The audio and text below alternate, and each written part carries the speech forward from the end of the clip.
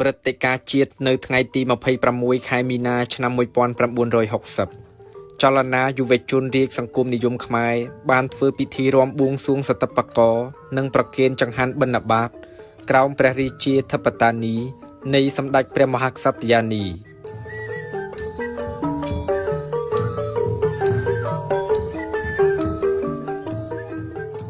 យើងនៅចាំបានថានៅពេលមហាប្រជុំលើកទី3នៃចលនាយុវជនរាជសង្គមនិយមខ្មែរក្នុងព្រះរាជាណាចក្រ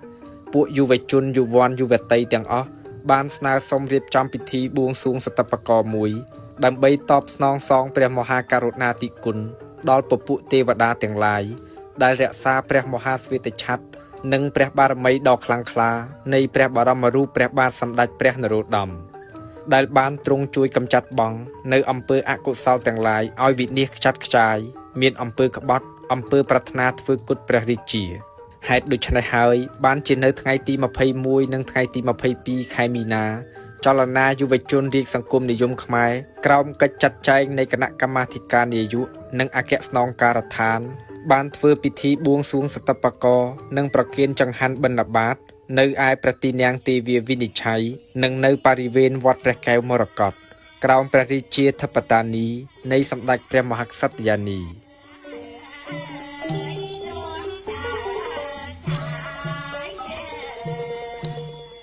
នៅថ្ងៃទី21ខែមីនាវេលារសៀលមានធ្វើពិធីរាំបួងសួង2លើកទី1នៅក្នុងព្រះទីនាំងទេវាវិនិច្ឆ័យដើម្បីសម្ដែងអំណរចំពោះពពួកទេវតាដែលថែរក្សាស្វេតឆ័ត្រលើកទី2នៅក្នុងវត្តព្រះកែវមរកតចំពោះព្រះបរមរូបនៃព្រះករុណាព្រះបាទនរោត្តមអង្គញាមហាមន្ត្រីឆេងហៈបានក្រាបបង្គំទូលហេតុសពគ្រប់អង្គញាហោរាធិបតីសូត្រប្រកាសទេវតាជាឱឡារិកអំពីសទ្ធាចិត្តនៃចលនាយុវជនក្នុងព្រះរាជាណាចក្ររួចក្រុមបាគូផ្លុំសាំង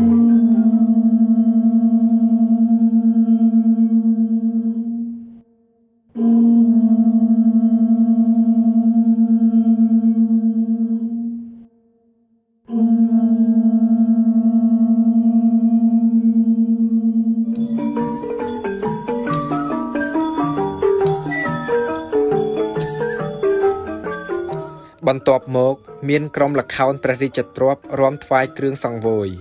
ដោយមានតន្ត្រីពិណពាទ្យនិងចម្រៀងយ៉ាងពិរោះក្នុងឱកាសនោះមានសម្ដេចក្រមព្រះមុនីរ៉េតនិងព្រះរាជវង្សានុវង្ស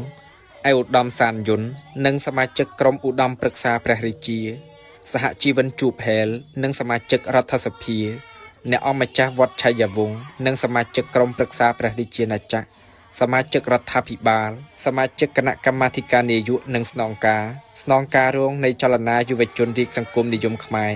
ព្រមទាំងនិមឺនសពមុខមន្ត្រីក្នុងរាជធានីបានស្ដេចយាងនិងអញ្ជើញទៅរួបរวมផងដែរពិធីដែលបានធ្វើទាំងពីរកន្លែងមានរបៀបដូចគ្នាគឺដំបូងឡើយមានការរៀបចំអុជធូបទៀនធ្វើសក្ការៈបូជាក្រោយពេលដែលអ្នករាជាណាចក្របានក្រាបថ្វាយបង្គំទូលឆ្លងរួចហើយសម្ដេចសហជីវិនជាប្រធាននៃចលនាយុវជនបានថ្វាយបុប្ផាចំពោះព្រះបរមរូបដោយមានក្រុមយុវ័នយុវតីក្រាបថ្វាយបង្គំធ្វើអភិវឌ្ឍនកិច្ចគោរពចំពោះព្រះករុណាព្រះសុវណ្ណកោដ្ឋ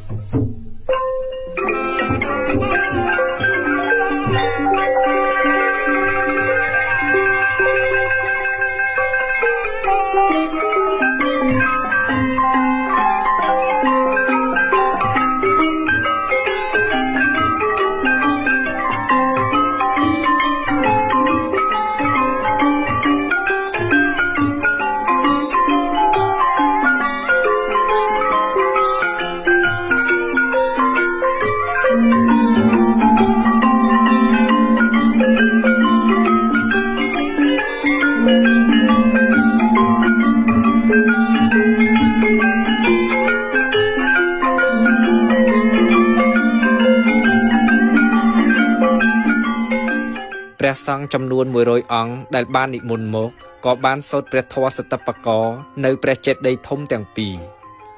លុះចប់សពគ្រប់ហើយមហាប្រជុំបុណ្យក៏បានចាប់ធ្វើពិធីរាប់បាតចំពោះព្រះសង្ឃទាំង100អង្គដែលបានសូត្រសតិប្បករថ្វាយគេពុំអាចបំភ្លេចបាននៅស្នូរពីរោះនៃភ្លេងពិណពាទ្យដែលប្រគំកំដរ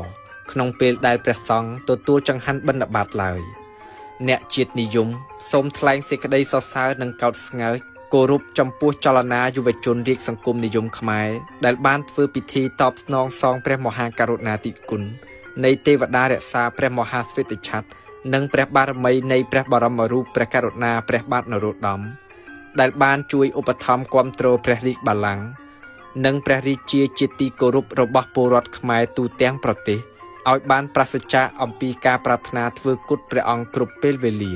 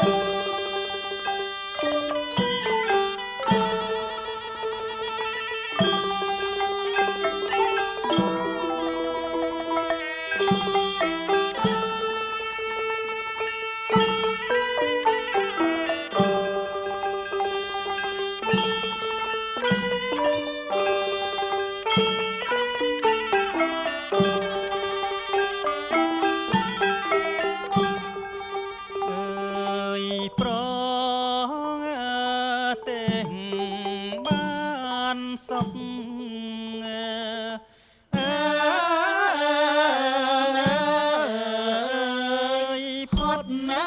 ទុកភ័យ